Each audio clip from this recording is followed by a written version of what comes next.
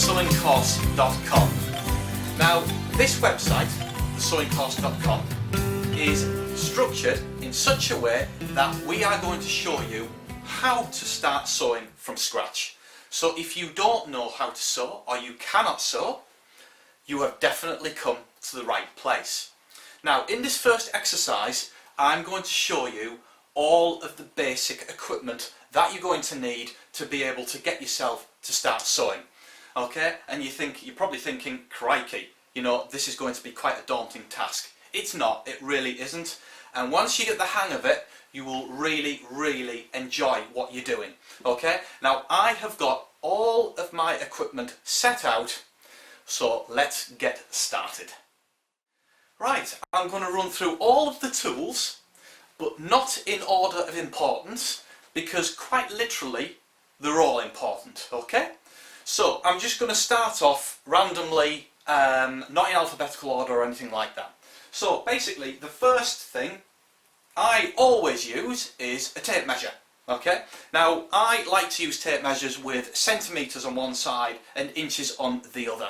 Okay, and I always like a tape measure where the ironing board is, and then also a second tape measure where the sewing machine is positioned. Okay, so it's easy, you're not getting up to go from one tape measure to the other. Say if you forget to pick up a tape measure and bring it over to your sewing area, it's always good to have two sets with you so that you don't have this problem, because I tell you, it does become a little annoying if you sit down with the sewing machine and then you realise that you haven't got your tape measure with you, so you have to get up again and you go and get the tape measure that you've just left, say, on the ironing board. Okay, so that's why I always have two tape measures with me all of the time. Okay, so that's your tape measures.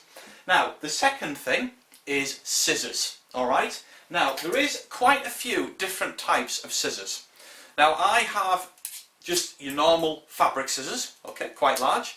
Now I'm right-handed, so these are a right-handed pair of tailoring shears. Okay, now that you can buy left-hand tailoring shears as well. Okay, so whichever handed you are, it's best to go for a right-handed if you're right-handed, left-handed if you're left-handed. Okay, now so there's those. Now I have another pair of scissors which are used for cutting patterns and paper, because if you were to use your tailoring scissors cutting out fabric, then that's great. But if you were to use your tailoring scissors to cut out paper, it's not a good thing, because what happens is you will blunt them. Okay, that's why I have a different pair of paper scissors. Alright, now the other scissors that I've got, and they're not really needed, but I thought, well, I'm going to show you them anyway because they are quite useful and a lot of people have them, is a pinking shear. And what these do is they create a serrated edge on the fabric to prevent it from fraying. Now a lot of people have these pinking shears if they don't have an overlock machine. Okay, you can sort of get away with it by cutting the hem of a skirt and then just hemming it up, because they have this, what's known as, like, you can see it there, like a perforated edge. Okay, and that gives a sort of triangle effect right along, and it prevents the fabric from fraying. I mean, it's quite clever. I don't know how it works, but believe you me, it does prevent the fabric from fraying. Okay, so if you don't have an overlock machine, then pinking shears are the good thing to go for.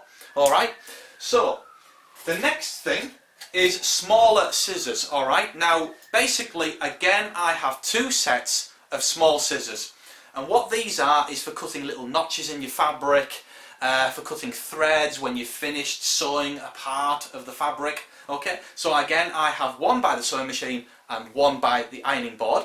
Okay, and it just makes it easier, a bit like the tape measure. You might forget to pick up your scissors, and then you've got to cut the threads, you've got to stand up again to cut the threads on the fabric, to go and get your scissors, and so on and so forth. So it's better to have two pairs of the little scissors like this. Now the next part I'm going to show you is hand sewing needles. Alright, now I have a small box here of hand sewing needles, and I also have them on a little like cushion, pin cushion like this, and I've got my hand sewing needles on there as well, the ones that I always like to use, because there's lots of different sizes and you will come across the hand sewing needle that you really like to use, okay, and you'll come across 2 or 3 that you would use all of the time, and they're the ones that I would put on a pin cushion together with your pins. Now this pin cushion I always have right next to the sewing machine, okay, because it's small and it's easy to put them in, it's easy to get them out when you're using the pins. Okay, now I have here a larger box with lots of pins in, okay, and that's usually positioned on the ironing board right next to the iron. Okay, so it's a lot easier to have it that way. It's a lot larger, so you don't want something really big and bulky next to the sewing machine, whereas the little pin cushion with all your pins in, that is easier to have by the sewing machine, and it just keeps your workspace more neater and easier for when you are positioning the fabric on the sewing machine and that sort of thing. Alright, so this is my box for my pins. Alright, now the second things are sewing machine oil. Now if you have a sewing machine, you would near enough 100% of the time you're going to get sewing machine oil with the sewing machine, okay, but if you run out, it's best to go and get some separate sewing machine oil, okay, and you can just get these in all haberdashery places. In fact, every single thing that I'm showing you now you can get in a haberdashery place quite easily, and it's all there, it's all available. Okay, so your sewing machine oil, very essential, because it keeps your sewing machine lubricated, running well, and it's you know, it's a lot better and it's a lot easier to work with the sewing machine when it's oiled. So you need to have your sewing machine oil. All right. Now, this is not a real essential, but I just thought I would show you it. It's called frere check, and what this does is you put it on a buttonhole, and it prevents the buttonhole from fraying. Okay, it's a kind of a sort of a glue that's transparent that goes onto the buttonhole when you're finished. Okay, so it is a good thing to have, but it's not a complete essential thing to have. Okay, but I have frere check, and again that's available in all haberdasheries. Okay, now again, very important, we have here which is called either the seam ripper or the unpicker, and what this does is it basically unpicks and at the same time cuts any fabric, any stitches that are within the fabric that you need to unpick. Alright, it's a lot easier. Now again, I have 2 of these. I have basically one which is on the ironing board and also one right next to the sewing machine, a lot like my little scissors as well. Okay, so I have 2 of these, okay, and it's called an unpicker. Okay, very, very, very easy and useful tool to use. I mean, you know, without an unpicker, because we all make mistakes, I make mistakes, you're constantly unpicking your the stitches that you put in the cloth, and if you make a mistake you have to unpick them, and that's where one of these comes in. It's great, rather than using scissors, which is a bit of a nightmare. So your unpicker is a really important part of your sewing equipment. Okay, so again, another thing we have here, tailor's chalk. Okay, now this here is used to be marked onto the fabric. If you have a place that you need to mark what you need to remember, or you need to mark where your notches are before you cut them, that's what you use tailor's chalk for. And also if you have a pattern and you want to draw around the pattern pieces, tailor's chalk is the ideal thing to use. Alright, now all of these equipment you will be seeing me using it throughout the course, and you'll see in greater detail what they're for. Okay, but that is your tailor's chalk. Alright, and again it's available in all haberdashery places, easy to get hold of. Alright, now again for hand stitching, I have a handful of threads that I keep with me all the time. I mean, if you were sewing in, say, a kind of a dusky pink, then obviously you would use the dusky pink thread, okay? But for basic hand stitching of, say, a white garment, you would have the white thread and the off-white thread, okay? And these are ideal to have for your hand stitching, okay? And if you have a darker fabric, I've got here a black and a very, very deep navy, okay? So I always have 4 threads with me all the time, okay? For when I'm doing my hand stitching. So that's basically the large things. Now there is here another tool which is not an essential tool to have, okay, but it is a fantastic tool. Now I will show you how to use this later on, but what it actually does is it pulls through straps. When you sew a strap and it's very thin, it's very, very difficult, or near enough an impossibility, to pull the strap through itself the right way out, okay? Because when you're stitching, you see the stitches on the wrong side. So what you need to do is bring the fabric through itself so that the stitches are then on the inside. This is a great tool to be able to do that, okay? So all tools like this, you know, when you see, say, spaghetti straps on a dress, or straps on the back of a waistcoat where the fastener is on, those have all been what's called bagged out, where the inside, the stitching is on the inside and it's been pulled through so that it's bagged out. This tool is great for that, okay? So, but it's not a total essential, but it is a great thing to have, okay? Now, near enough finally, we have an ironing board. You need to have an ironing board, alright? And I use a steam iron, okay? Now if I just show you that, see that? That there, this is what you need when you're steaming and pressing fabric, okay? It is one which has got a reservoir of water and your iron's on top, okay? So it's basically feeding the water through the iron and causing this steam, okay? Now the iron, how it works is usually all of them have a pull-out reservoir which you then fill with water, and that's what produces the steam, okay? Now again, these irons are not special irons or anything like that. They're just a domestic iron which is available in all sort of retail shops that sell that kind of housing equipment, okay?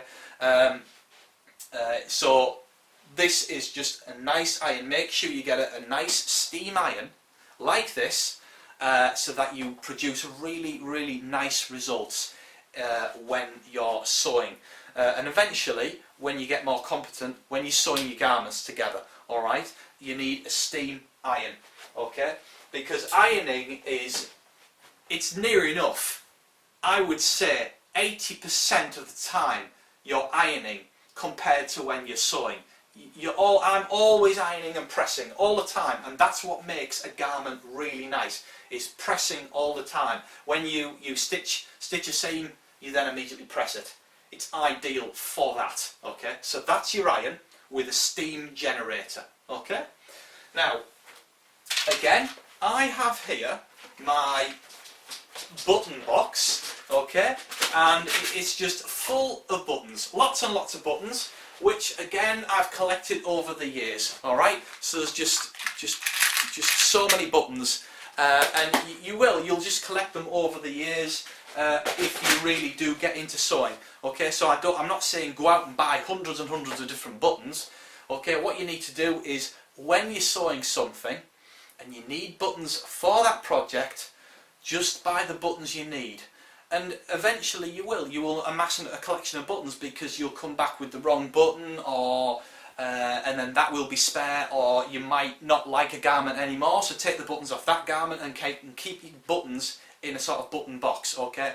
And eventually you will amass a really large amount of buttons, and then when you've got a lot of buttons, you don't even really need to go out and buy any, because you'll probably be able to find your buttons that you have in your button box. Okay? Now, the final thing, which I would definitely stress to get, is the sleeve board. Okay? Now, this is a great piece of equipment for pressing and ironing sleeves, okay? It's like a very, very small miniature ironing board, okay? And it's basically for sleeves. Okay, so you can, if you're stitching a sleeve together and you want to press it, you just slide the sleeve over the top and you can then get a nice pressing area without worrying about pressing, say, a seam which is underneath, okay? You're always just working with the seam that you need on the top of the sleeve board here, and it's just a great tool to have. I use this all of the time when I'm pressing sleeves, or even just pressing open seams and it wants to be a little bit higher off the ironing board, okay, because you can just position this on your ironing board and just get it out and use it whenever you need to. Okay, so that there is called a sleeve board. Again, a fantastic tool to use in sewing all of your projects. Okay, so basically that's it. That's all the essential equipment that you need. And of course, yeah, I haven't shown you any fabric. Of course, you're going to be working with the fabric, but this is the tools of the trade that everybody uses to be able to sew all of your projects. Okay, now I'm a bespoke tailor and I use all of these things. A lot of things I just get from the haberdashery shop. You know, there is no difference between any, like a pair of shears that you would use in the absolute tailoring industry and ones that you would buy from a haberdashery shop. Okay, don't have the illusion that you've got to go out and buy all this really expensive gear, because you don't.